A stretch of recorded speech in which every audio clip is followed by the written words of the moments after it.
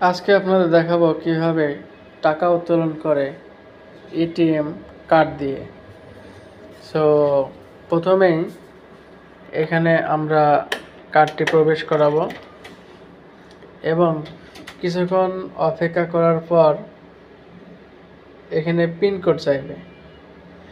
তো আমরা পিনকোডটি দিয়ে দেব, যেটা 4 সংখ্যার হয়ে থাকে বা 5 সংখ্যার হয়ে থাকে। তো এইখানে দেখেন টাকা উত্তোলন আছে, আমরা টাকা উত্তোলনে যাব। এই বাটনটায় বা টাচ করলে হবে। তারপরে টাকার অপশনটা দেওয়া লাগবে, আপনি কত টাকা উঠাবেন।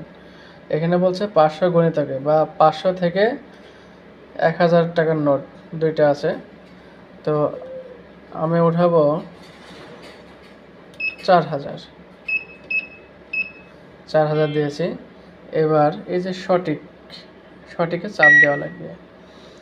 এবার বলছে যে আপনি কি আপনার লেনদেনের রসিদ চান।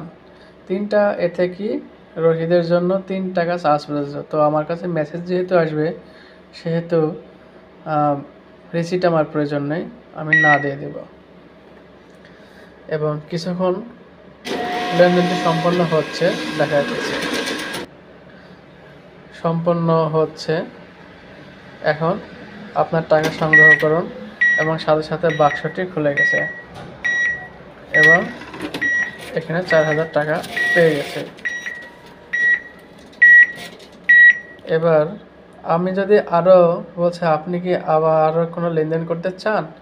যদি লেনদেন করতে চাই তাহলে ইয়েস, আর যদি না চাই তাহলে নো। তো আমি চাই না, এই জন্য নো মেরে দিয়েছি এবং কার্ডটি টান দিয়ে বের করে দেবো। আপনারা সহজেই এইভাবে এটিএম কার্ড থেকে টাকা উত্তোলন করতে পারবেন, খুব সহজ।